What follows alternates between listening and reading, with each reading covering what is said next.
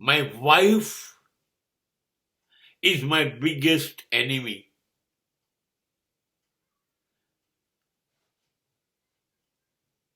She's fighting, she's quarreling every moment. આ દરેક પુરુષ બીજા પુરુષને કહેતો છે ને નહીં કહેતો હોય તો પોતાની જાતે મનમાં કહેતો છે, યાર થાકી ગયો, મારી પત્નીથી કંટાળી ગયો, સાલી ઝઘડ્યા જ કરે, એને દરેક વાંકમાં ખોટું લાગે છે, એને બધી જ વાતમાં વાંકવું પડે છે. ત્યારે સાલું સીધું ઉતરતું જ નથી અમારી બે વચ્ચે. ઝઘડવામાં બહુ પાવરફુલ છે અને આ સોક્રેટિસ થી કહેવાતું આવ્યું છે. પેલો તો વિશ્વનો સૌથી ડાયો માણસ, તોય હારી ગયો. તો તમે બધા કે હું ફરિયાદ કરો એ સાચી વાત, હા, પણ this is a one part, this is the first episode of your life with your wife. આ પહેલો હપ્તો છે. મિલતે હૈ બ્રેક કે બાદ. સતત ઝઘડતી, સતત લડતી, દરેક વાતમાં વિરોધ કરતી પત્ની જ તમારો અસલી સાથીદાર છે. આ યાદ રાખજો. જરાક ઉદાસ ચહેરો જોશે ને તો 5 સવાલ પૂછશે. પાણી આપું? ચા લઈ આવું? કેમ, શું થયું છે? જો તમે સૌથી પહેલી ચિંતા કરનારું પાત્ર એ હશે. તમારું જમવાનું, તમારા કપડા, તમારી તમામ વસ્તુની કાળજી એ જ લેશે.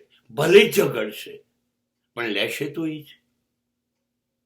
કયા મિત્રો એ ઓળખી જશે, તમે નહીં ઓળખો. કેટલા નાલાયક છે અને તમારી જિંદગી બરબાદ કરે છે ઓળખી જશે અને તમારી જોડે કકાટ શરૂ કરશે. તમને એમ લાગે છે ઝઘડે છે, પણ એ તમારું હિત જુએ છે. એ તમારા પાન મસાલા માટે ઝઘડે છે, એ તમારી સિગરેટ માટે ઝઘડે છે, એ તમારા દારૂ માટે ઝઘડે છે, એ તમે પત્તા રમવા જાઓ છો જુગાર એના માટે ઝઘડે છે. એને શું પ્રોબ્લેમ શું છે? એને એ છે કે આ દારૂ, આ સિગરેટ, તમાકુ, આ બધું વસ્તુ એનું શરીર ખરાબ કરશે ને આ માણસને કંઈક થશે તો મારું. આ ચિંતા છે. આ જુગાર રમે છે. મારા દાગીના જાય એનું બહુ ચિંતા નથી. કાલે ઘર જશે, અમે રોડ પર આવી જઈશું, અમારા બાળકોનું શું, કેટલું બધું વિચારે. માટે ના પાડે છે. એ તમારા મિત્રોને ઓળખી ગઈ છે કે એ કે છે પેલું ભાભીજી ઘર મેં હે વાવ ચાલે છે દરેક જગ્યાએ. તમારા મિત્રોને તમારી પત્નીમાં રસ છે એવું એ ઓળખી ગઈ છે. એટલે ના પાડે છે કે નાલાયક છે, રહેવાનું. એને સાચે સાચ તમારી પુષ્કળ ચિંતા છે. તમે તો છો એનું સોનેરી સ્વપ્ન. બધા સ્વપ્ન તમારાથી સાચા કરવાના છે એને. એટલે સતત દરેક બાદમાં રોકવાનું, ટોકવાનું.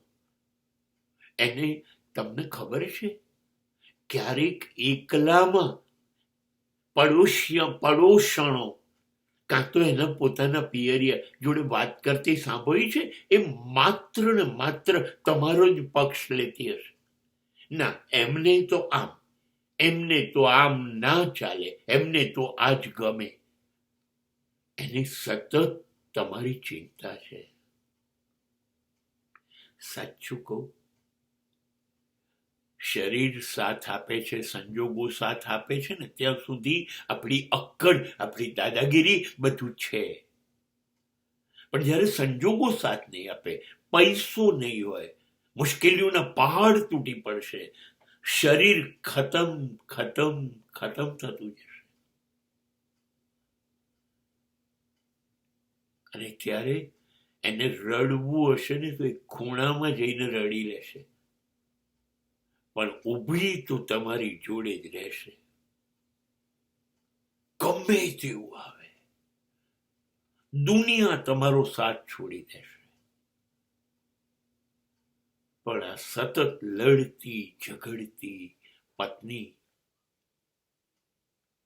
તમને દેખાય નહીં એવી રીતે સતત સતત સાથે રહેશે.